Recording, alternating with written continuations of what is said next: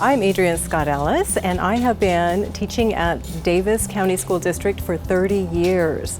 And then I've been here at Doxey Elementary for about 14 years.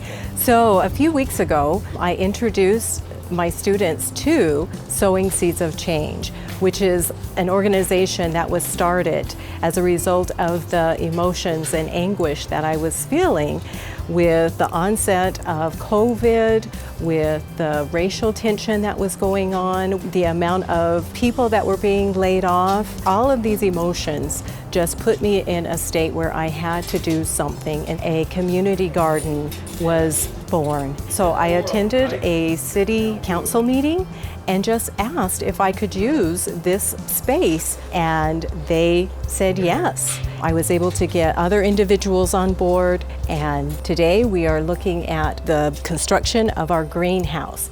The Davis Education Foundation provided the grant money in which to purchase the greenhouse, and this greenhouse is going to allow students to look at how to produce seedlings, and then those seedlings are going to go into the community garden. I have Sarah Eskelson. She is a teacher here, and so she is going to be the one that is going to carry on the torch. We're hoping to have most of this done by 2 o'clock, because 2 o'clock is when the storm's coming in. As you can see, it's already pretty much blowing in right now. But once the greenhouse and all the pieces are put in and the stabilization bars are in, we should be good to go.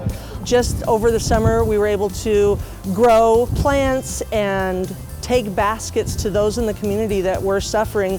A garden is a wonderful way to look at things that we need to do not only in education but in our lives, and that is nurture, take care of. And we're not in this alone, we're in this together. We are an individual school, Doxey Elementary obviously, but we are part of Davis School District.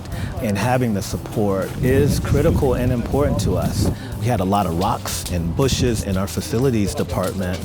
They came out, and in a day, they cleared it out. They understood how important this project was to us. You know, weather is starting to turn a little bit, and it will be interesting to see how students will put some of those things into practice that they're learning in the classroom.